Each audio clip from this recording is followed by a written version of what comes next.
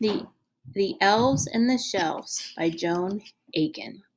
There was a little girl called Janet, and it was her birthday. She had lots of presents: a little red bicycle, and a pair of roller skates, and a jump rope, and a big pile of books. But just the same, Janet was not very happy.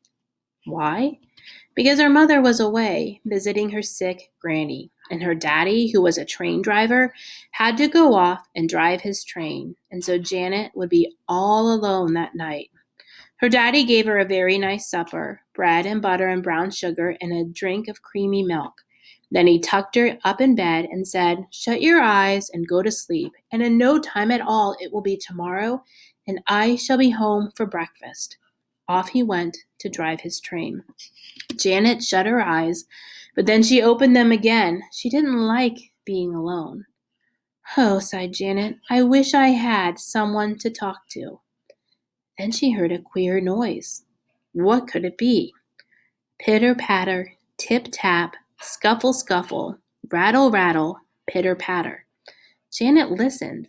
The noise came from the next room. There it was again.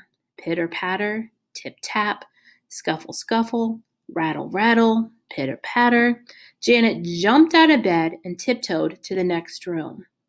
What do you think she saw? All her books were opening, and all the creatures in them were coming out. There was a book about elves, and all the elves were running out of the book and playing leapfrog and climbing up into the china closet.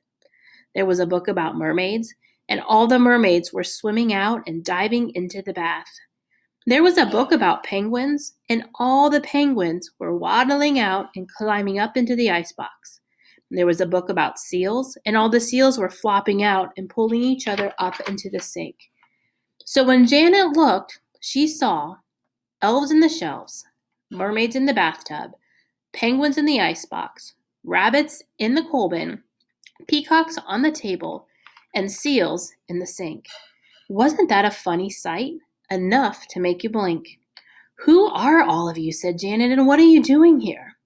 "We've come to play with you so you shan't be all alone." Janet had never had so many playmates before. Who should she play with first? The elves in the shelves? They were playing football with a marble. Or the mermaids in the bathtub? They were floating on Janet's sponge for a raft. Or the penguins in the icebox? They were sliding on a slippery bit of ice. Or the rabbits in the coal bin? They were playing hunt the thimble. Or the peacocks on the table? They were playing patient. Or the seals in the sink? They were playing splashing. First, Janet played with the elves, then with the mermaids, then with the penguins, then with the rabbits, then with the peacocks, then with the seals. Then she heard a voice behind her. It said, "Nobody wants to play with me." Janet looked around. There stood a tiger in front of the fire. He had come out of the very bottom book of all. He was big, and he had long, long whiskers and a long, long tail, and he had black and yellow stripes all over. "Tickle my tail," he said, "and I'll chase you." "We don't like to be chased," cried the elves. "You're too rough." But he chased the elves along the shelves. "We don't like to be chased," cried the mermaids. But Tiger chased them out of the bathtub. "We don't want to be chased," cried the penguins. But Tiger chased them out of the icebox. "We don't want to be chased," squeaked the rabbits. But Tiger chased them out of the coal bin. "We don't want to be chased," barked the seals. But Tiger chased them out of the sink. "We don't want to be chased," screamed the peacocks. But Tiger chased them off the table. Everyone was cross, and some of the elves were crying. "Tiger," said Janet, "you are too rough. You must play more gently." "Tell him to go back into his book," everybody cried. So Janet picked up the book and said, "Bad boy, bad Tiger, go back inside." Tiger looked sad. "I only want to run," he said, "for I can run faster than the wind, faster than the weather, faster than the fastest clouds that cross the sky together." "Please," Tiger said to Janet, "can I go for a run outside? After that, I will be quiet and good and not chase the others. I'd better come too, Janet said, to keep an eye on you. Then jump on my back and tickle my tail. So Janet jumped on his back and tickled his tail, and he ran out the door and down the stairs and along the street and across the park, faster, fastest of all. And as he ran, he sang, I can run faster than the wind, faster than the weather, faster than the fastest clouds that cross the sky together. Then they met a man with a glass foot. He cried, Oh, please, my hat is blown off. Can you catch it for me? For if I run, I might break my glass foot. Pooh, said Tiger, I can easily catch your hat. And he went chasing across the park, and they caught the hat and gave it back to the man with the glass foot, and he was very grateful. Then they saw a woman who called, Please, can you help me? I belong in tomorrow, but I got left behind. Can you catch up with tomorrow for me? Easy, said Tiger, for I can run faster than the wind, faster than the weather, faster than the fastest clouds that cross the sky together. Jump on my back behind Janet and tickle my tail. So the woman jumped on his back and she tickled his tail, and he went chasing over the country and easily caught up with tomorrow and put the woman back where she belonged. Thank you, she called. I'll send you a postcard from tomorrow. Then they saw a boy who called, Help! A panaconda from the circus is chasing me because I pulled its whiskers. Save me. Easy, said Tiger. Jump on my back and tickle my tail. So they tickled his tail, and away he went.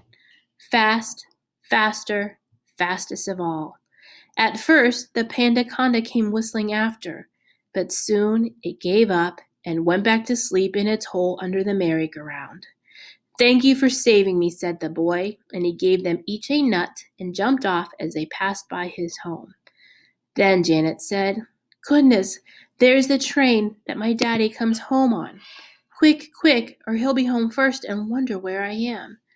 Easy, said the Tiger. I can beat a train any day, for I can run faster than the wind, faster than the weather, fastest than the fastest cloud that cross the sky together. Only tickle my tail. So Janet tickled his tail, and they went racing back over the country, over the town, over the houses and churches and mountains and rivers, across the park and along the street and in through Janet's window. Quick, she cried, you must all get into your books, for my daddy's coming home.